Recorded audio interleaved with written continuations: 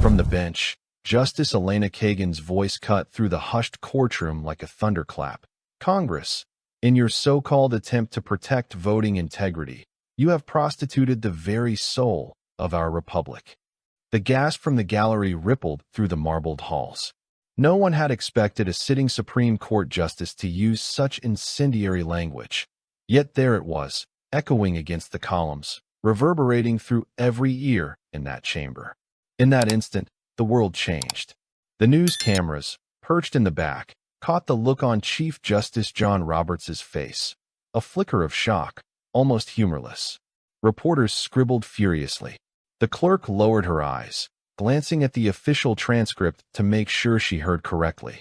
All eyes then turned to the lone voice from the congressional delegation seated at the front row, Congresswoman Jasmine Crockett, already at her desk, her pen frozen mid-sentence, her heart pounding as if it had tried to leap out of her chest. From the moment Kagan's scathing rebuke spilled forth, the media exploded. Headlines scrolled across digital tickers. Supreme Court blasts Congress. Kagan demands better. Election watchdogs cheered Justice's fury. Within minutes, pings vibrated across Twitter feeds and encrypted messaging apps. Jasmine's aide whispered something in her ear. They're calling it the Kagan takedown. It's trending nationally. Jasmine didn't need confirmation. She saw the subtle flash of her own name on the screen of the court's live feed. Congresswoman Crockett. Her presence somehow linked to this upheaval, though she had come simply to observe oral arguments on an unrelated case. But now she found herself at the epicenter of a storm that threatened to engulf every pillar of power in Washington. Jasmine Crockett had always known politics demanded sacrifice, but she had never been so utterly unprepared for the reckoning that was already unfolding. A beat passed, as Justice Kagan set aside her notes and slid off the bench, her robes swishing against the floor. She passed directly in front of Jasmine, eyes holding her for a fraction of a second, as if passing some wordless baton. Use it. Jasmine swallowed. Somewhere in the recesses of her mind, a question formed. Could she really become the hero this moment demanded? The first time Jasmine Crockett walked into the Capitol, she was 25 years old, a fresh law graduate from Harvard, bruised by being one of the only black women in her class, determined to prove that she belonged. Back then, the ornate ceilings and endless corridors whispered promise and intimidation in equal measure. She had felt small, invisible, but that was before she had learned the rhythms of power and the language of compromise. Now, at 35, as the newly elected representative for her district in Texas, she moved through these halls with a quiet confidence. She had seen corruption, heard whispered deals made in back offices, watched constituents' eyes light up when she spoke truth to power. Yet nothing had prepared her for the extraordinary spectacle that unfolded this spring morning. As Justice Kagan's final words dissolved into an uproar of shock and whispers, Jasmine felt an electric thrill. The murmur of senators gaping at their screens, aides fanning out to check their phones, and reporters jockeying for audio. Everywhere she looked, people were recalibrating. Her boss, the senior Democratic whip, had leaned over seconds earlier to inform her that a new voting rights bill was being rammed through committee later that day. It was supposed to be the crown jewel of their legislative session, a bipartisan effort to shore up election security. But Jasmine, in her gut, knew better. Her instincts told her that beneath the bill's veneer lurked provisions that would make it harder for minorities to vote. Tighter ID requirements, restricted early voting, new gerrymandering guardrails disguised as fairness measures. She had read the draft. She had seen the amendments whispered into existence under cover of procedural maneuvers. She had attempted to raise alarms quietly, but no one had listened. Now, with Kagan's rebuke echoing through the country, Jasmine saw an opening, a chance to expose the truth before it was too late. She rose from her seat, tucking her manuscript, the final copy of her own speech against the bill, into her bag. Journalists surged forward, microphones extended. A young reporter from a national network thrust her phone in Jasmine's direction. Congresswoman Crockett, what did you think of Justice Kagan's remarks? Jasmine's mind raced. Every second she delayed made the press hungry for her words, ready to dissect them. She breathed, inhaling a mixture of polished wood and old stone. Justice Kagan reminded us of something fundamental, she said, voice steady, controlled. That voting rights are sacred, and our job in Congress is not to undermine them, but to uphold them. The American people deserve nothing less. She turned and walked away as camera shutters clicked. A strategist by nature, she knew this statement alone wouldn't suffice. She needed action, and she needed allies. By midday, the House floor had become a crucible. Representatives leaned against the railings, their smartphones out, swapping snippets of Kagan's dissent and gossip about the bill. The hastily called press conference by the bill's sponsors had done nothing to quell criticism. Senators, sensing blood in the water, were drafting an amicus brief in support of Justice Kagan, hoping to make headlines. Meanwhile, in a windowless room tucked off a corridor painted a tired institutional gray, Jasmine huddled with her closest confidants. Her communications director, Malik, her chief of staff, Elena, and a handful of once trusted Democratic colleagues who shared her concerns but feared retaliation. The fluorescent lights buzzed overhead. A small fan circulated stale air. "What do we do?" Elena whispered. She tapped at her tablet, bringing up the bill's final amendments. The misinformation campaign is already spinning that we're anti-security, anti-integrity. Malik ran a hand through his dreadlocks. We need to hit back hard. We need to show exactly how these so-called security measures are suppressing votes. We need data, personal stories, something that makes people see it's not abstract policy, it's real human lives. Jasmine nodded. She closed her eyes for a second and let the memory of Kagan's glare settle. How the justice's eyes had seemed not to judge her, but to challenge her, rise. She'd never been the type to stay silent. Now was the moment that mattered. We expose it, she said quietly, with everything we have. She reached into her bag and pulled out a folder. Here, this is what they don't want the public to see.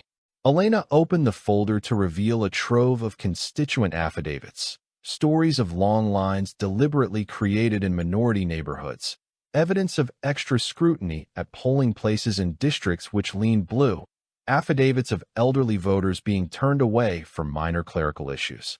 Malik pulled up a graph on his own tablet showing the projected impact of the proposed changes, a steady decline in minority turnout over 5 election cycles. Every chart, every testimony was a nail in the coffin of the so-called bipartisan bill's credibility. We need to lock this down and hit the press, Malik said. Tonight, an exclusive. Something explosive. Jasmine's heart pounded. She thought about the midterm ballots she had helped get out last year. Stories of people traveling 30 miles because their local precinct closed. Stories of mothers waiting in sweltering heat at dawn to cast votes for their children's futures. This was their work. She couldn't let it be undone under the guise of security. Tonight, she said. But we have to get it into the Congressional record first. We have to file a motion before they close debate. Elena's fingers flew across her tablet. They're planning to vote on final passage in 30 minutes. We might not even get a chance to speak. A shadow passed across Jasmine's face. Then we go to the House floor. We filibuster if we have to. She looked at her team. We call every member who cared about voting rights, every member who voted against the photo ID law last session. We make them choose sides now. No one spoke for a moment. The hallway outside hummed with muted anticipation, footsteps, hushed phone calls, snippets of argument bleeding through the closed door. Finally, Malik spoke. You know this could backfire. We become party of no, the obstructionists. They'll paint us as trying to stop progress. Jasmine felt the weight of that warning and let it settle in her bones. Every decision now felt like quicksand. One wrong step, and they could all sink. But if they did nothing, the bill would pass, and barriers would rise against the people she had sworn to serve. She met Malik's eyes. If we lose the narrative, we lose everything. I'm willing to take that risk. The session convened in 15 minutes. Jasmine walked briskly down the corridor lined with statues of bygone legislators, their stone faces frozen in moments of triumph and failure. She passed by a portrait of Representative Shirley Chisholm. Her first thought that Chisholm, who had once declared unbought and unbossed, would have understood exactly what she was doing. If Congress refused to hold itself accountable, then she would force their hand. She arrived at the chamber doors where her friend and ally, Representative Luis Ramirez, stood waiting. Both of them were flanked by staffers on either side. Via a quick code on her earpiece, Jasmine checked in with Elena. Are the affidavits finalized for release? Locked and loaded, Congresswoman. Cut in Elena's voice through the earpiece. Malik's prepping the press release. Data packet is with the editors. Jasmine nodded to herself. Something in the pit of her gut tightened. Could she really do this? Could she stand on the floor of the House, a black woman from Texas, and challenge the combined might of both parties, backed by the weight of the Supreme Court's scolding? Could she survive the political fallout? Her skin prickled with anticipation and dread. The door swung open, and she stepped inside. The chamber was a symphony of chaos and formality. Members chatted in clusters, some hunched over their phones, others leafing through thick binders. The speaker sat perched in her high-backed chair, adjusting her glasses. At the dais, the clerk called the session to order. Jasmine took the aisle leading toward the well, each step a measured beat in a drum rolling toward confrontation. When the clerk announced the vote on the voting rights bill, Jasmine rose without hesitation. The chamber hushed slightly, as if sensing the gravity. She had prepared a speech, no, a proclamation, that would lay bare the bill's hidden perils. Malik had helped edit it until every word pressed like a blade. She straightened the lapel of her jacket, felt the weight of her pocket microphone settling on her collar. She began in a controlled whisper, leaning into the mic.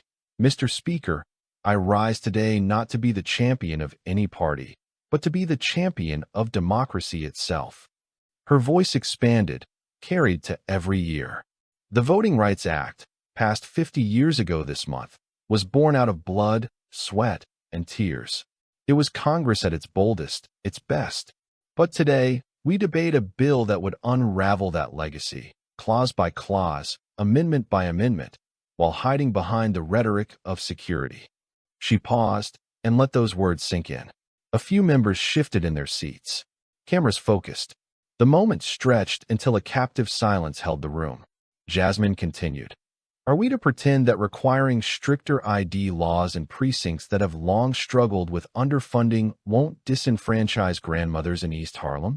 Are we to believe that limiting ballot drop boxes in neighborhoods where public transportation is non-existent won't punish working-class families across South Dallas? Madam Speaker, voting isn't a privilege meted out by permission slips. It is a birthright, and it is our duty to protect it. She could see faces in the galleries, students from Arlington Tech, a church choir from her district on a school trip, watching. She imagined what her constituents were feeling, pride, hope, maybe fear. She pressed forward. If we pass this bill, we will send a message not just domestically, but to the entire world, that America will tolerate barriers to the ballot box, that we're willing to sacrifice access for the illusion of integrity. I refuse to let that be our legacy. Then the mid-story analysis section emerged seamlessly from her narrative. She spoke as if analyzing a chess match. Consider the maneuvers that presuppose bipartisan unity. It's an illusion, a veneer. Because beneath the surface, the architects of this bill have built in fail-safes to ensure it inflames partisanship in exactly the places they need it. They start by targeting neighborhoods where minority turnout has swung elections. Then they pin the justification on nebulous national security, a term so broad it can be wielded like a bludgeon. When you remove the rhetoric, what's left is a strategy of attrition. Make citizens wait, make them doubt the process, and they'll eventually give up.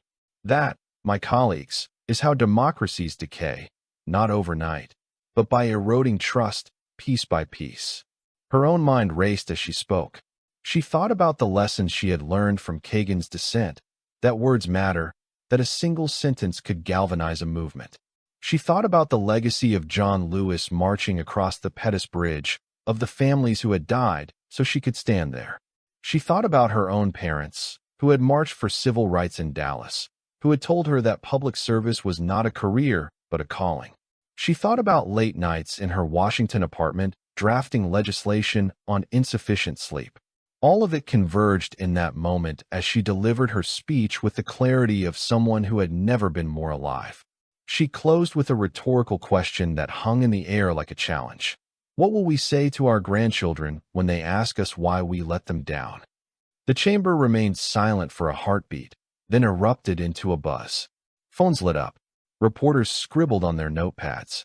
Representative after representative whispered among themselves, some nodding in agreement, others scowling. Jasmine descended from the well and returned to her seat, her knees trembling ever so slightly.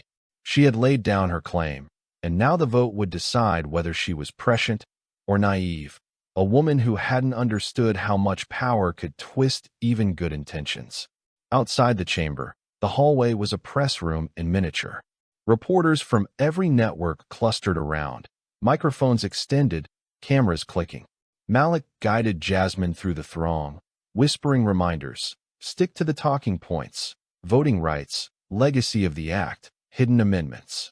Elena trailed, clutching a flash drive loaded with all the evidence. Jasmine's mind throbbed. Why did she feel so exposed, so laid bare? Every step they took, she felt as if she were walking across a tightrope over a chasm of partisan fury. But if she fell, at least she would fall knowing she had tried to push the nation forward. They stopped at the makeshift podium in the corner. A mic stand, a single light, a sign that read Congressional Press Briefing. Jasmine tapped the lectern. Malik wove in place. Reporters leaned forward. Congresswoman Crockett, one shouted. Do you think you swayed anyone on the floor? Can you respond to critics who say you're fearmongering? Was that a direct challenge to the speaker and your own party leadership? She drew in a breath, recalling the calm in Kagan's face earlier, recalling Franklin's voice steady in her ear that morning. She answered, my goal was not to polarize. My goal was to shine a light. I've lived the reality of what happens when Americans feel their vote doesn't matter. I've walked precincts where seniors wait hours in lines in 100-degree heat. That's the reality most people see when they hear the word voter fraud. And that's what this bill ignores. I don't want anyone to feel afraid. I want them to feel empowered. If the sponsors of this bill truly believe in strengthening democracy, then join me in amending it to ensure it expands access, not restricts it. A reporter followed up. Justice Kagan said Congress has prostituted the soul of the republic. Do you agree with her? Jasmine's breath caught. The entire nation was waiting for her answer. She felt the power in that question. How one line from the Supreme Court could lift her platform or condemn her as extremist. With deliberate slowness, she replied, Justice Kagan's words were a reminder that our vote is sacred. I would not use the same language about my colleagues. But I will say this. If we do not protect the voting rights of every American, if we allow barriers to rise at our borders or at our ballot boxes, then we risk the very foundation on which this country stands. And that is a risk we cannot afford. Cameras flashed. More questions came.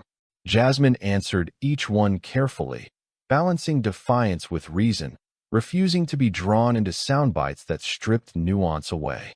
Finally, she walked off the dais, Malik stepping in to field the rest of the questions while she retreated to the safety of the members-only elevator.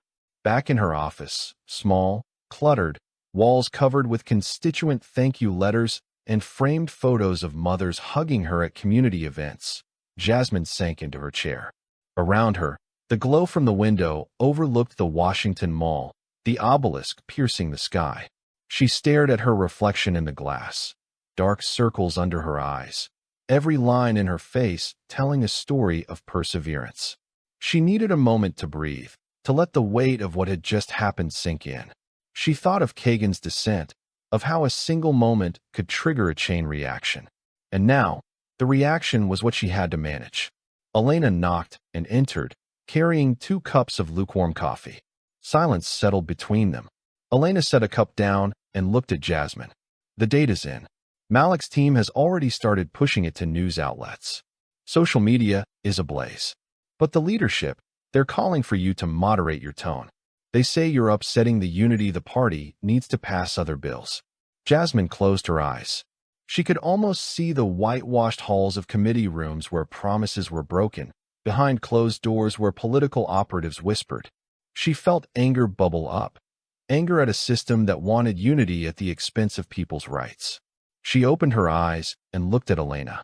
Unity without principle is meaningless. If we stay silent now, we're complicit.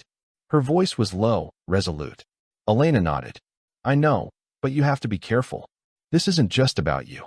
We have other priorities. Healthcare reform, infrastructure. If you get labeled too radical, they'll bury the rest of your work. Jasmine leaned back, drinking the coffee but tasting only bitterness. She remembered Franklin's words. Power isn't a badge or a desk. Power is knowing who you are. She thought of her father's quiet pride, her mother's sacrifice. They had raised her to speak the truth, no matter the cost. She knew exactly who she was. She took a deep breath and said, Then I'll be radical. I'd rather be remembered as someone who did the right thing than someone who chose comfort over conscience. Elena nodded again, respect mingling with concern. All right, we'll keep going. That evening, Jasmine's prepared exclusive for a major newspaper ran under the explosive headline. Crockett. Voting rights bill masks widespread suppression. The piece laid out, in painstaking detail, every hidden clause, every statistical model projecting disenfranchisement, every first-person account of voters who would be harmed. It was ruthless, a blow aimed at the heart of the bill's supporters. By the time she finished reading the print at home, her husband, a federal judge himself, Francisco, by her side, she felt like she was staring at a mirror that reflected every jagged edge of her ethos. Francisco had come home late, pulling her into a hug that was both fierce and comforting. You did what was necessary, he told her. I'm proud of you. But his eyes held worry. Be ready for the fallout. She nodded. I know. That night, she lay in bed, staring at the ceiling. The ceiling fanward, casting shifting shadows. She thought of Kagan's portrait in the courthouse, of the firmness in her gaze. She thought of Martin Luther King's letter from Birmingham jail, of the sacrifices made. She thought of her district, of the women and men who had helped her win her seat, people who believed in her promise to fight for them. She closed her eyes and whispered into the darkness, I won't let you down. In the days that followed, the halls of Congress became battleground trenches. The bill's proponents, stung by Jasmine's revelations, rallied to reframe the narrative, arguing that these were unsubstantiated claims, that the data was flawed. They accused her of fear-mongering, painting her as reckless. A press conference was held by the bill's sponsor, Congressman Randall Barrett, in which he accused Jasmine of playing politics with people's rights. On camera, his smile was tight, his tone controlled. But behind the scenes, Barrett was furious. A tight-knit coalition of lobbyists had backed the bill, promising lucrative perks if it passed. They had not accounted for a dynamic opponent like Jasmine. In between votes, she received frantic text messages from union organizers in Michigan, teachers in North Carolina, civil rights lawyers in Georgia. We're seeing this playbook in our states. But when she tried to coordinate with her colleagues from those states, most were hesitant to publicly back her, worried about retribution from party bosses or donors. A tightness formed in her chest. Was she truly alone in this? One evening, after a grueling vote on a funding piece unrelated to the bill, she retreated to an empty committee room. She paced back and forth, her heels echoing off the linoleum floors. The security guard at the door gave her a sympathetic nod as she passed. Alone, she slammed her fist on the table and cursed under her breath. She felt the exhaustion of carrying a cause that seemed to be bigger than her. A single tear escaped, but she blinked it away. She had a responsibility, not just to her district, but to every American who believed in the promise of democracy. In that moment, her phone buzzed with a text from a former Supreme Court clerk she had befriended during her last Supreme Court internship. It read, Elena Kagan is speaking at Georgetown tomorrow. She mentioned wondering if you'd be there. She says she owes you a conversation. Jasmine's heart leapt. She wanted to believe this was genuine, that Kagan saw in her the spark of the same fire that burned in the chambers. But she had learned not to trust at face value. She texted back, I'll be there. The next afternoon, under a bright spring sky, Jasmine arrived at Georgetown Law's packed auditorium. Students, professors, lawyers, activists squeezed into every seat. The stage had a simple lectern and 2 chairs. As Kagan emerged, dressed in her black robes despite not being on the bench, she was met with thunderous applause. Her face, framed by her hair pulled back in a tight bun, was serene.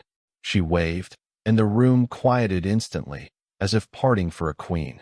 She looked at the audience, then at Jasmine, who had been seated in the front row. Their eyes met, a bond forged in the public hall of power. Jasmine felt that familiar pang of exhilaration. She clutched her notebook and pen, ready to capture whatever dropped. Kagan began. When I read the text of the voting rights bill, the first thought that came to mind was the phrase used by President Lincoln: "A house divided against itself cannot stand." Because this bill, as it stands, will divide our nation. Her words resonated, but what came next was unexpected. And if there is one person who can decrypt the truth and expose the hidden clauses that would choke democracy, it is the woman seated before me, Congresswoman Jasmine Crockett. Gasps rose in the auditorium. Jasmine felt her pulse spike. Did Kagan really just call her out publicly? Kagan continued, "I do not make this remark lightly. I know the art of compromise, having negotiated the narrow margins that justify decisions on the court. But principled compromise is not what we see in that bill. And if we allow it to pass, I fear for the future of our elections. Ms. Crockett, you have the courage to stand against this. And I want you to know I stand with you." The applause that followed nearly shook the room. Jasmine rose, cheeks burning. She wanted to protest, to say this was too much attention. But she also felt a surge of hope. If Kagan, a justice of the Supreme Court, was willing to lend her name, perhaps the tide could turn. When the audience quieted, Kagan gestured to Jasmine. "Come, speak." Jasmine stepped onto the stage, her jacket feeling unusually heavy. She approached the microphone left on the lectern as Kagan took a seat in one of the chairs.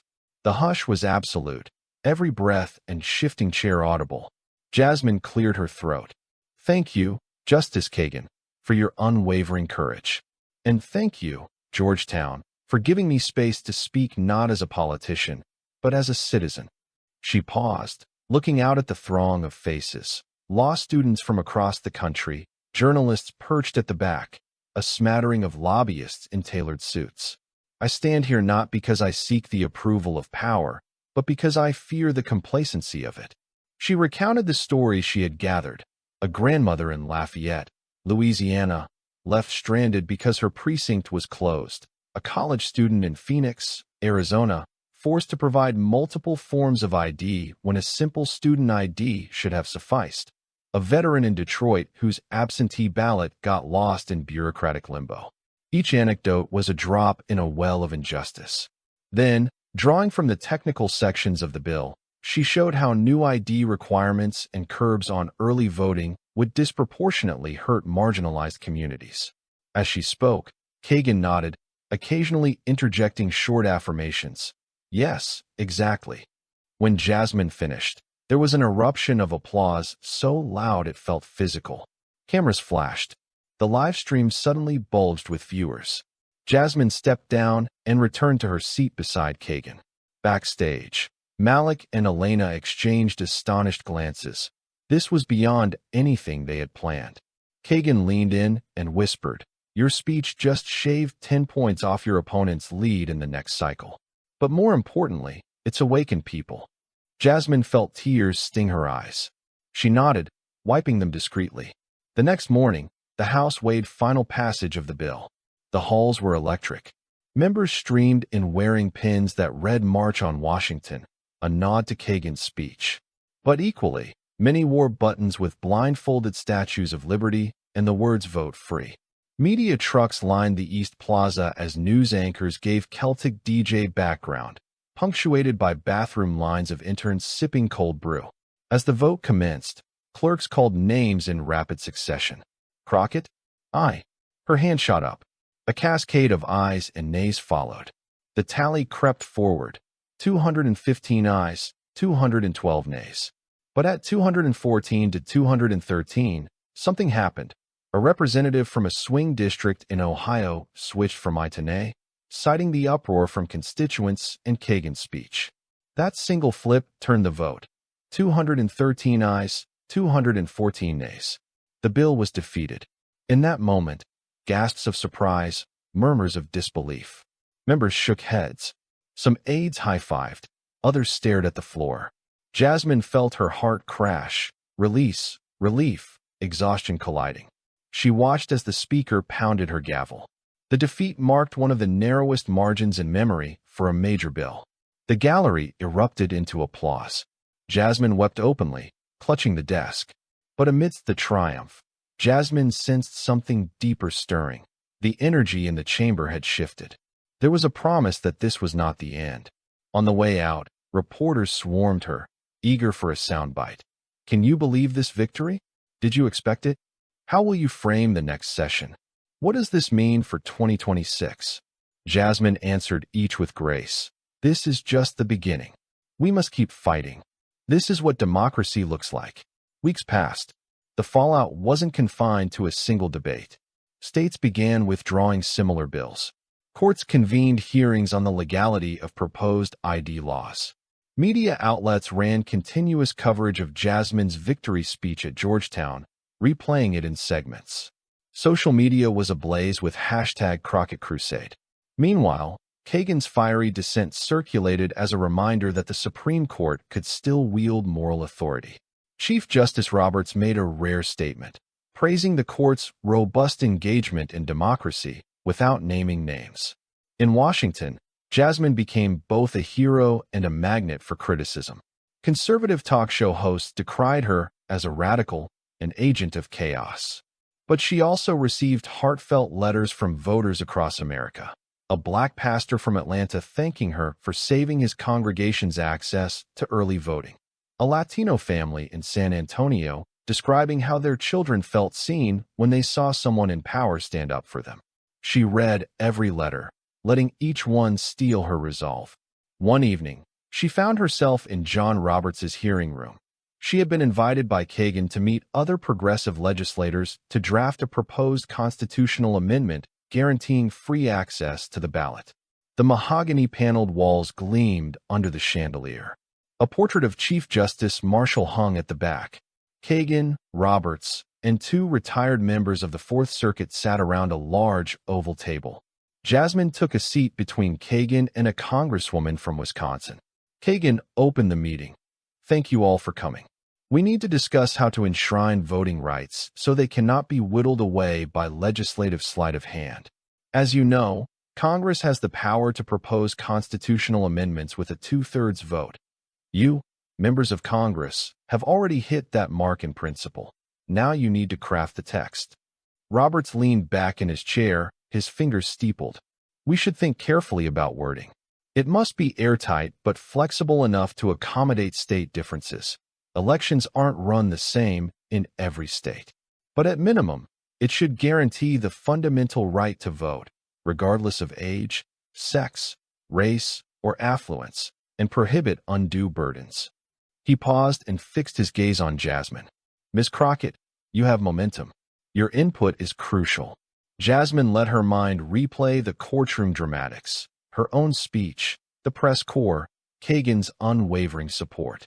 She remembered the look on the Ohio representative's face when she changed her vote after Kagan's speech. She leaned forward. We cannot leave room for trickle-down disenfranchisement through so-called security measures. The amendment should explicitly bar any law or procedure that has a discriminatory effect, regardless of intent, and include a swift judicial review process. She added, and we need a mechanism for federal oversight of state election changes that could harm turnout, something like a modernized Section 5. The table went silent. Roberts nodded. That's a strong proposal, he said. Kagan smiled, placing a hand on Jasmine's arm. Exactly what we need. But even as the wheels turned on that grand project, Jasmine's personal life was not immune to turmoil. At home, she and Francisco found themselves in heated arguments. He was supportive of her work, but increasingly worried for her safety. Every time she logged onto social media, threats followed. Her security detail, augmented by the Capitol Police, shadowed her in the grocery store, at yoga class, even on weekend hikes. Cameras in the subway stopped her as strangers recognized her. She longed for anonymity. One night, after returning late from a fundraising event for youth civic education, she found Francisco waiting in their kitchen. The island was strewn with boxes of takeout, the scent of pad thai heavy in the air.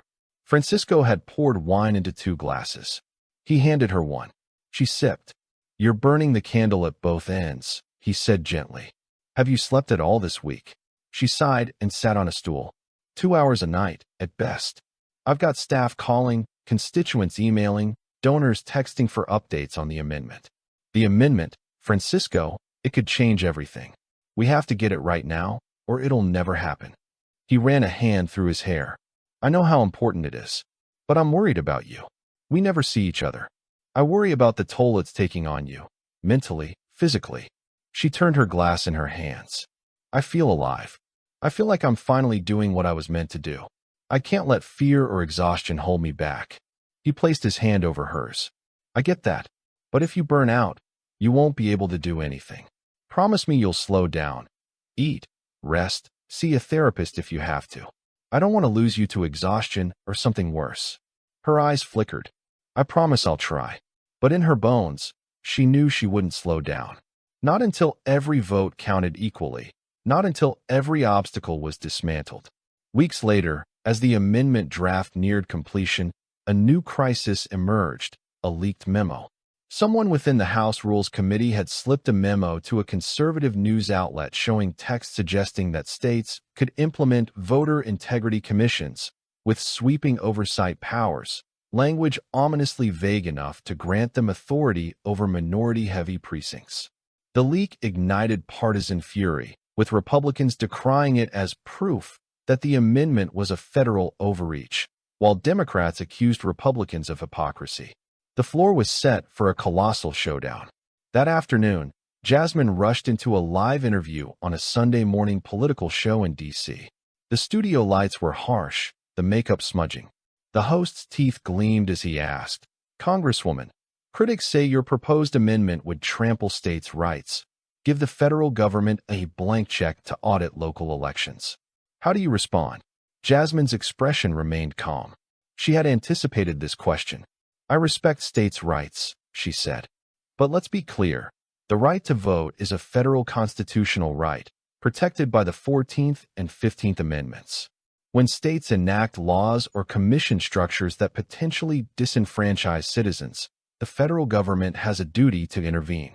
And our amendment simply codifies that duty, ensuring that when any state tries to circumvent democracy, there's a swift, transparent process to stop them. We're not giving the federal government unlimited power. We're establishing guardrails to prevent discrimination." The host pressed, "Where do you draw the line between oversight and invasion? Could a state be forced to change its entire election apparatus if the Department of Justice deems it unfair?" Jasmine paused. The question was a trap. She chose her words. "We draw the line at equal access. No American should have to wait in lines for 8 hours because their precinct is underfunded. No American should be turned away because they lack an obscure form of ID. If a state's processes systematically disadvantage certain communities, we have an obligation to correct that. That's not invasion. That's ensuring we live up to our Constitution." The host's eyebrows shot up. "So you're saying states could lose autonomy if they fail this test?" She nodded slowly. "In the rare instances where states fail to protect fundamental rights, yes. But our goal is not punishment. Our goal is partnership, helping states build systems that ensure every citizen can vote." Cameras cut away to a commercial break. Backstage, Malik gave her a thumbs up. Jasmine exhaled, bracing for the next round. Meanwhile, deep within the marble fortress of the Supreme Court, tensions simmered. Chief Justice Roberts had privately convened a group of moderate justices to discuss the broader implications of the amendment. They worried about setting a precedent that could shift power from states to the federal judiciary. Justice Kagan, of course, argued passionately for its necessity. In a corridor just outside their chambers, Roberts confronted Kagan. He was blunt. "I fear we're blurring lines between judicial and legislative functions. If Congress hands itself too much authority to override state law, We risk federal intrusion that undermines the very federalism we cherish. Kagan's response was unflinching. John, if we do not protect the right to vote at the national level, then we betray every promise encrypted in our Constitution. Federalism cannot be a shield for injustice. He folded his arms. Be cautious. We may not all agree, but I cannot let the court be dragged into what so blatantly remains a political issue. She's eyes narrowed. Sometimes we must be political to honor the law. She turned and strode away. Roberts watched her go, a storm behind his eyes. He knew that once the amendment passed Congress, it would inevitably come before the court. And he wondered, not for the first time, whether his fellow justices and he would be forced to choose between a legal doctrine and the very life of the Republic. As spring ripened into summer, the push for the amendment intensified. Jasmine spent nights in her office reviewing lawyers' redrafts, hours on the phone with state election officials, assuring them that the amendment was meant to be a tool, not a cudgel. She held town halls via Zoom in South Carolina, Minnesota, Alabama. Everywhere she went, she found citizens who had confronted obstacles at the polls. A grandmother in Montgomery told her story of waiting in lines so long she dropped dead from heat stroke. Her grandson had to explain her absence at her own funeral. An immigrant in Syracuse recounted losing his long-term employment because a last-minute absentee ballot was discarded over a single crossed-off comma. Each story added urgency, but also fueled her exhaustion. One night, as she thumbed through emails from constituents, she received a message from Kagan herself, briefer than Jasmine expected. Meet me at the court steps at dawn. The brevity unnerved her. Why so secretive? She slept fitfully, dreaming of dark courtrooms where gavel strikes echoed like heartbeats. At 5:30 a.m., she arrived at the Supreme Court Plaza, the sky paling into lavender. Kagan stood under the columns, robes billowing slightly in the breeze, her silhouette regal. Jasmine approached, nerves tightening. "Justice?" she whispered. Kagan offered a faint smile. "I wanted to show you something." She gestured toward the enormous doors. "Come." The two ascended the steps in silence, passing statues of allegorical figures, authority and restraint, gazing down. Inside, the hall was deserted except for a lone clerk dusting the marble floor. Kagan led Jasmine to an alcove with a small lectern holding a battered binder. She opened it to reveal transcripts from past cases in which state legislatures had attempted to implement similar voting restrictions, cases that had been overturned time and again. But Kagan flipped the pages further, revealing an unpublished memorandum that argued for a narrow interpretation of the 15th Amendment, essentially ignoring discriminatory intent and focusing solely on overt actions. "This is what's going on," Kagan said softly. "A theory that says as long as a law is written neutrally, the court must assume it's constitutional, even if it disenfranchises thousands. We're complicit in every setback to the vote." Until now, Jasmine's stomach churned. She imagined the long lines of voters, the dimly lit hearing rooms, the constrained scope of judicial review that let states off the hook. She realized Kagan was offering her more than moral urgency. She was offering her knowledge to build a bulletproof amendment. "I don't know what to say." "You don't have to say anything," Kagan replied. "I just wanted you to see how low the bar has been set. With this amendment, we raise it higher than ever before. There will be backlash, but history will vindicate us." Jasmine nodded, absorbing the gravity. She realized this collaboration between a Supreme Court justice and a Congresswoman was perhaps unprecedented. It was a crossroads where law and politics converged for a higher purpose. She closed the binder. "Thank you." Kagan placed a hand on her shoulder. "Just promise me you'll stay true to what brought you here. Principle over party. It's the only way this can work." Jasmine met her gaze. "I promise." Weeks later, the House prepared for a historic vote on the proposed amendment. The chamber was at capacity. Representatives from both parties, packed galleries of citizens who had traveled from across the country, a presence of media that stretched down the halls. On each desk, next to the voting buttons, sat framed pictures of voters, photos Jasmine had distributed, a toddler clutching an "I voted" sticker from 2020, a grandfather in a wheelchair, an immigrant family beaming after their first vote. The images served as a reminder that this was about more than legislation. It was about people's lives. From her seat, Jasmine watched as the speaker called the session to order. She felt the weight in her chest. This was it, the moment when she, and a few courageous colleagues, would decide whether to redefine America's commitment to democracy. She thought of Kagan's whisper on those humid court steps, principle over party. She rose to deliver her final plea. The chamber hushed. "Madam Speaker, colleagues, I did not seek this battle for attention, nor did I set out on this path expecting to face the full weight of partisan wrath. But I stand here because I have heard the stories of Americans who wanted nothing more than to fulfill their civic duty, only to have obstacles placed in their path. I have witnessed mothers, fathers, veterans, children whose voices were stifled by bureaucracy, by indifference, by outdated laws that no longer serve our times. I stand here today because we have a chance, perhaps our last chance, to ensure that every American, regardless of race, creed, income, or zip code, can cast their ballot without fear or hindrance. This is not a radical idea. It is the founding promise of this republic. In the words of our founders, we are to secure the blessings of liberty to ourselves and our posterity. How can we claim those blessings when our citizens cannot secure a voice in their own government? This amendment does not threaten states' rights. It affirms them in the highest sense. It says, "We trust you to run your elections, and we will equip you with the tools to do so fairly." It says, "We refuse to accept that the right to vote can be made conditional." It says, "We remember the history of this nation, the poll taxes, the literacy tests, the metal detectors guarding polling places, all erected to silence Black voices. We do not wish to return to that shame. We choose progress over prejudice. We choose empowerment over exclusion. We choose democracy over apathy. Today, I ask you to do what is difficult but necessary, to stand on the side of justice, to honor our Constitution, to ensure that no American's vote is a question mark. I ask you to vote yes on this amendment. Do not let fear of change paralyze you. Do not let special interests drown out the voices of your constituents. Look at their faces, look at the framed pictures on your desks, and remember why we are here. Because in the end, history will not judge us by the titles we hold, but by the legacy we leave.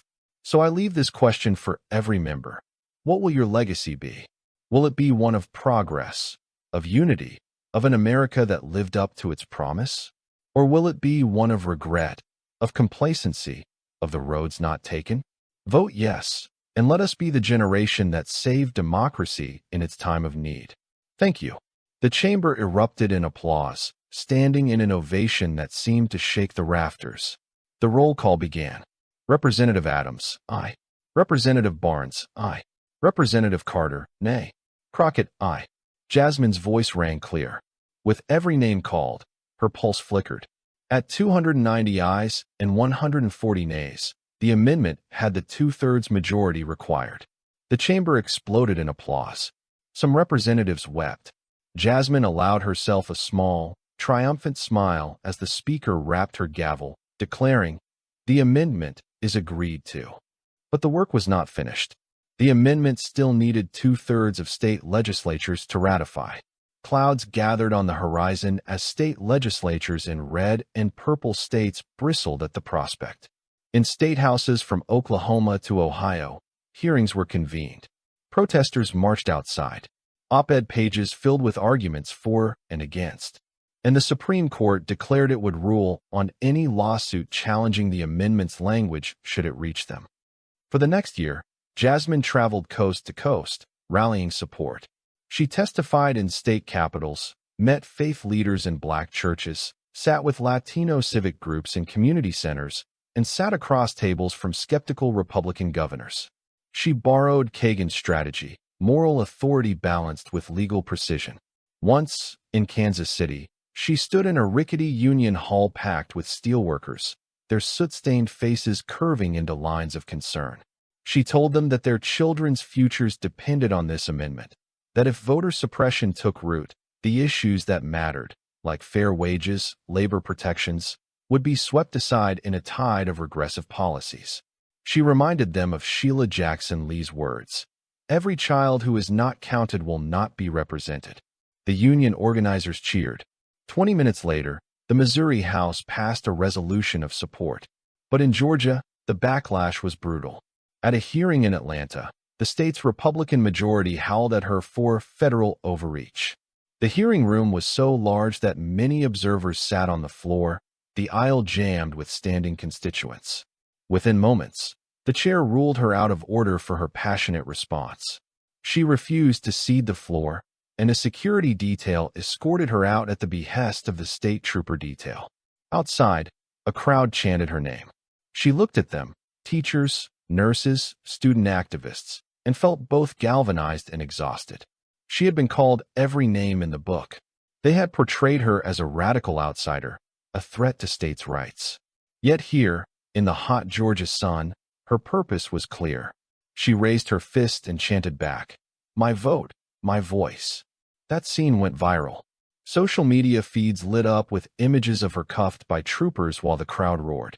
In response, dozens of state legislators in southern states altered their positions, nervous about the optics. But others dug in. Alabama's governor publicly denounced Jasmine as a dangerous provocateur from Washington. In a small town in Mississippi, local sheriffs tried to block a scheduled rally by arguing it would incite unrest. Judges intervened to allow the rally to proceed. Across the board, Jasmine's unwavering resolve became a lightning rod. People on both sides of the aisle felt the raw, electric charge of her presence, either rallying behind her or rallying against her. Back in D.C., lawmakers gossiped, traded odds on which states would ratify. The Heritage Caucus held private briefings to strategize. Meanwhile, Kagan watched from her chambers, the strain visible on her normally impassive face. Under a rare sign of solidarity, Justice Sonia Sotomayor wrote an op-ed lauding the amendment's purpose, triggering accusatory responses from conservative media claiming the court had abandoned neutrality. Amid this whirlwind, Jasmine's phone buzzed incessantly. One morning, she opened a text from her father, who had attended her high school debate tournament the year she decided to run for office. "Sonia and I are so proud. But watch your back. Some folks don't want you messing with their power." She read it and felt her chest tighten with the old familiar feeling. That politics was a war waged not just on issues, but on souls. She carried that war into every meeting. In a tense session with a delegation of moderate Republicans, they challenged her data, accused her of cherry-picking anecdotes to score political points. "We don't want to hurt our small towns," one of them said. "We want to ensure free and fair elections, but we need local control." Jasmine met each critique calmly, leaning into her legal expertise. She had inherited that confidence from Francisco's lectures on constitutional law. She cited the 14th Amendment's Equal Protection Clause, its interpretation in Harper versus Virginia Board of Elections, the principle that latent discrimination required strict scrutiny. She reminded them that the amendment included explicit language: "No law, regulation, or practice shall impose a burden on the right to vote that results in discriminatory effect." The room fell quiet. She felt the tide shift. That was the power of law married to moral clarity. Ordinary parleys turned into inflection points for history. By the end of the second quarter, 30 states had ratified. 30. Enough to win national attention, but too short of the required 32. The remaining states, divided across the Southwest, Great Lakes, and Southeast, became battlegrounds. Media outlets branded this fight as a proxy for America's soul. Opinion polls indicated that a majority of Americans supported the amendment in principle, but foul language deployed by hardliners muddied the waters: federal takeover, end of local control, big government. Jasmine's team worked around the clock to counter these narratives, producing op-eds, organizing phone banks, and mobilizing grassroots coalitions. She gave interview after interview, morning shows, cable news, podcasts, each time repeating the same refrain: "This is about ensuring that every voice is heard, not silencing states' rights." One afternoon in late August, she received word that the Texas legislature was considering ratification. Texas, the heart of her home state. It had been a fierce battleground in the House debate. She called her father back in Dallas. "Dad, I need you to rally folks at the state capitol. We need testimonies, real-life stories." That weekend, she flew to Austin. The Capitol Rotunda was a swirl of color, banners from civic groups, petitions stacking tables. She filed into the hearing room, the packed audience a living tapestry of America. Black, Latino, Asian, white, old and young, standing shoulder to shoulder. She felt every heartbeat in that room. She began. Texas has always been the birthplace of bold ideas. The spirit of that Lone Star state, freedom, independence, should not be twisted to exclude people from their right to vote. We have a chance to make history. She called forward a lineup of witnesses. A grandmother from East Lubbock who fought through Alzheimer's to cast her ballot. A high school senior from Houston whose college scholarship hinged on a turnout drive. A farm worker from the Rio Grande Valley who testified about the 50-mile bus ride to the nearest polling location. Each story was a sharp sting to the legislators' consciences. The chamber's air was thick with emotion. When Jasmine finished, she looked at the gallery and said, "What we do here in Texas sends a message to the entire nation, that democracy belongs to the people, not bureaucrats." The applause was thunderous. Some legislators scribbled notes, doubt flickering on their faces. But even as anticipation rose, 15 representatives remained undecided. Jasmine cajoled, negotiated, appealed. At midnight, the tally stood, 75 for ratification, 74 against. Just one vote away. Every whisper, every cafe discussion, every small conversation in the Capitol's corridors felt like tectonic plates shifting. Finally, just before 1 a.m., Representative Carla Martinez stood to change her vote to aye, citing her own family's story of navigating confusing voter ID laws as a child. The clapping in the chamber spilled out into cheers throughout the rotunda. Jasmine, clutching her cell phone, let out a breath she hadn't realized had been held for weeks. Texas ratified. With that, they had 31 states. All eyes turned to Ohio.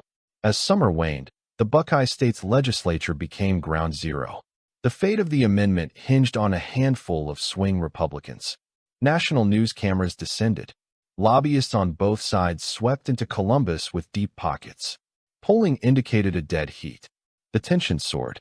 Jasmine traveled back and forth between Columbus and D.C., meeting with local leaders, pastors, union heads, and students. Each conversation was relentless. She did town halls in Akron, Youngstown, Cincinnati, each as crowded as Election Day. She faced hecklers at a pizza shop in Cleveland who called her a traitor. She responded not with anger, but with personal stories, like the day her grandmother had been turned away at a segregated polling place in Fort Worth in 1960. She wove those moments into a tapestry that humanized the abstract fight. Inside the Capitol building in Columbus, on the day of the final committee hearing, the chamber was standing room only. Standing behind a podium decorated with signs that read, "One person, one vote." She stepped up and addressed the committee of 5 members, 3 Republicans, 2 Democrats. She laid out her arguments with calm authority. Data on minority turnout spikes, modeling on how the amendment would deter disenfranchisement, precedents in international law. Then she offered 5 voluntary provisions to secure bipartisan support: a temporary transition fund for under-resourced precincts, a hotline for citizen complaints, a biennial federal review rather than annual, an opt-out clause for states that demonstrated exemplary election administration, and a collaborative pilot project between federal and state officials to modernize ID processes. She framed these not as concessions, but as bridges. When she finished, a hush fell. Republican Representative Donnell Whitaker, a former prosecutor from Dayton, leaned forward. His voice cold but curious. "Congresswoman, do you have any guarantee that these federal funds won't be misused? Trust in government is low." Jasmine looked him in the eye. "Representative Whitaker, the funds will be dispersed through a bipartisan board. 1 member appointed by you, 1 by the minority leader, and 2 by independent experts. Every expenditure will be transparent, posted online. If there's any misuse, Funds will be clawed back. We're forcing accountability, not trust." He nodded slightly, the corner of his mouth curving into a reluctant respect. The moment stretched. Outside in the gallery, people held their breath. After what felt like an eternity, the committee clerk announced, "The committee will recommend the amendment for full floor consideration with bipartisan support." Jasmine exhaled, relief coursing through her. But she knew the battle was far from over. The Ohio House floor was next. She was scheduled to speak at 10 a.m. that day. When she prepared, she knew every eye in the state would be on her. The Ohio House did not disappoint. The chamber was so crowded that even the gallery seats were full. Many used electronic tablets to show her Georgetown speech and data. Journalists perched on stools in the corners, scribbling frantic notes. Jasmine took the well at 10:05. She began with a tribute to Ohio's role in every democratic process, how the Buckeye State often decided the presidency. She spoke about the underserved rural communities in Appalachia, the disenfranchised working class in industrial towns, the fear of urban voters in Cleveland. She recounted a letter from an incarcerated individual in Columbus who had lost all rights to vote because of a felony conviction, a fact she hoped could be addressed in a future amendment. She told the legislature, "Your decision will reverberate far beyond these walls. It will be on the right side of history or the wrong side of it." Opponents rose to speak next, troves of them, invoking overdue fears, federal overreach, loss of local autonomy, concerns of bureaucratic bloat. Some made racially coded arguments about how urban voters in Cincinnati would dominate suburban enclaves. The tension rose until Representative Whitaker rose again to defend the measure. He said, "If protecting the rights of Americans makes me a big government advocate, so be it." That line resonated like a bell. By the time the roll call was called, the vote stood at 59 for, 40 against. Two-thirds was 60 in the 99-member House, just one shy. Then, from the chamber's back row, one Republican, a high school science teacher turned politician, stood and changed his vote to aye, saying, "I want to give every kid in my district the chance to learn the value of voting." Pandemonium erupted. Jasmine felt the floor shake in applause. "The amendment is agreed to," the clerk declared. Jasmine exhaled, tears streaming. The Ohio House had ratified. She had secured the 32nd state. She was numb. She stepped down from the well and breathed in the roar of the crowd. Cameras captured her collapse into her seat, hands covering her face. On the gallery floor, so many people wept. Young activists hugged strangers. Church choirs sang, "We shall overcome." The House erupted in a rare moment of unity. The next step was the Senate, but by ritual and design, ratification by the House sufficed. Once a majority of states agreed, the amendment was sent to the Archivist of the United States for certification. On that late September afternoon, at the National Archives, Jasmine stood at a podium flanked by Kagan, Sotomayor, and several state attorneys general who had spearheaded ratification in their states. The red, white, and blue bunting behind them fluttered in a light breeze. The archivist, an impartial figure, signed the final certificate. The words "ratified" and "amendment" sprawled across the parchment. The crowd erupted in cheers. Jasmine felt herself trembling so violently she barely kept her balance. She looked at Kagan, who offered a proud nod. Justice Kagan tapped her finger on a crease in the parchment. "This is forever," Jasmine spoke. "Today, America has reaffirmed one of its greatest promises, that every voice matters, that every citizen holds power in their hands. This amendment is more than ink on parchment. It is a safeguard for millions who have faced barriers and fears. It is the legacy of those who fought and fell to protect the right to vote. To every person who believed, to every person who fought, this is our triumph. Democracy has not died on our watch." The applause was deafening. News outlets interrupted regular programming. Social media went into meltdown. Emails flooded the White House, many calling for the president to issue a statement. Governors from ratifying states sent congratulatory letters. Cable news anchors struggled to find words for what they called a watershed moment. That night, Jasmine returned home to find a crowd waiting on her porch, family, friends, interns who had worked tirelessly. They hugged her, crying, slapping her on the back. Her father, with tears in his eyes, said, "You did it, Jazz. You did it." She pulled him close. She pulled Francisco close. She closed her eyes and let herself absorb every heartbeat in that moment. But the story did not end there. Within a week, lawsuits emerged in federal district courts across several states, challenging the amendment's constitutionality. Conservative attorneys general argued it violated states' rights, exceeded congressional authority under Article 5, and was impermissibly vague. They petitioned for an expedited Supreme Court review. A special three-judge panel in D.C. heard arguments in November. Jasmine watched the proceedings on a live feed from her office, surrounded by her legal team. Kagan had recused herself from the panel. Of course, judicial ethics forbade her involvement. But Justice Sotomayor watched from the bench, leaning forward, her expression inscrutable. The oral arguments were fierce. One attorney for the challengers said, "The framers never intended for the federal government to micromanage state election procedures." The Solicitor General, sent by the administration, countered, "The 14th and 15th Amendments exist precisely to prevent the federal government from standing by as states infringe on citizens' rights." The judges peppered both sides with questions on precedents, the scope of congressional power, the test for distinguishing procedural burdens from constitutional violations. Days later, the panel issued its ruling, unanimously upholding the amendment's constitutionality, declaring that Congress had acted within its Article 5 powers to expand fundamental rights. The challengers immediately filed an appeal to the full Supreme Court. Jasmine watched from her couch at home, the screen reflecting nodes of light across her weary face. Kagan's words from the dawn session reverberated. Principle over party. Jasmine whispered the same mantra as she prepared for the final fight. In early 2027, the Supreme Court agreed to hear the case in its next term, a rare fast-tracking for a constitutional amendment.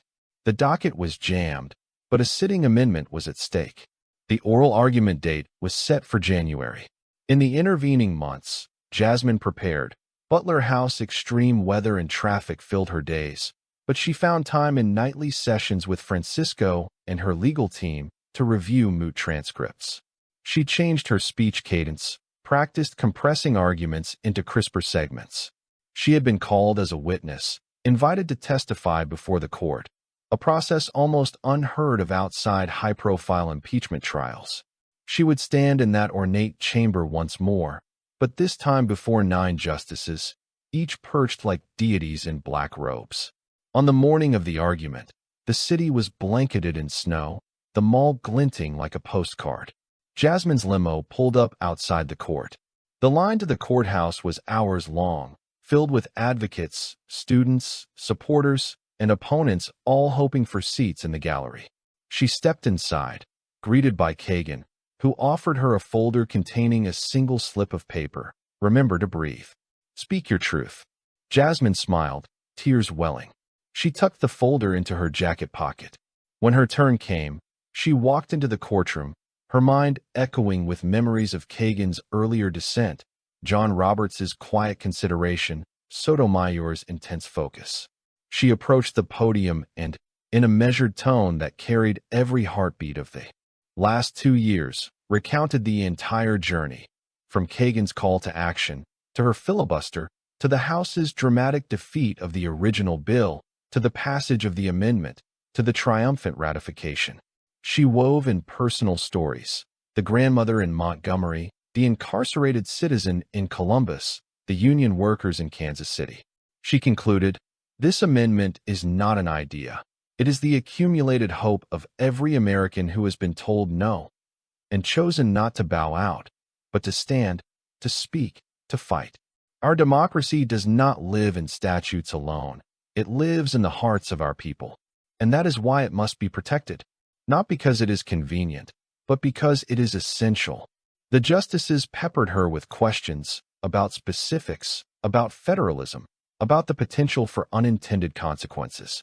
She answered each with the clarity of someone who had lived the crisis she described. As she exited the bench, She saw Kagan's brief nod, Sisyphean justice reflected in her eyes. The wait for the decision was agonizing. Media speculation ran rampant.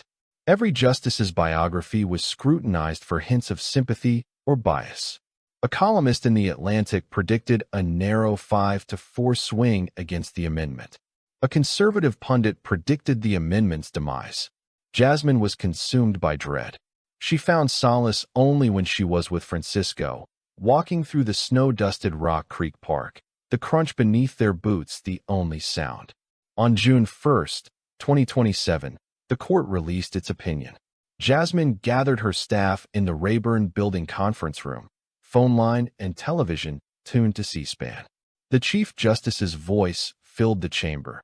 The amendment to the Constitution of the United States is hereby upheld as consistent with the powers granted to Congress under Article V. Bethlehem's silence settled, then staggering applause. Some staff wept. Jasmine sank into her chair, tears streaming freely. Kagan's short, stiff bow in her chambers flashed in her mind. Jasmine stood and allowed herself a moment to feel the weight of history.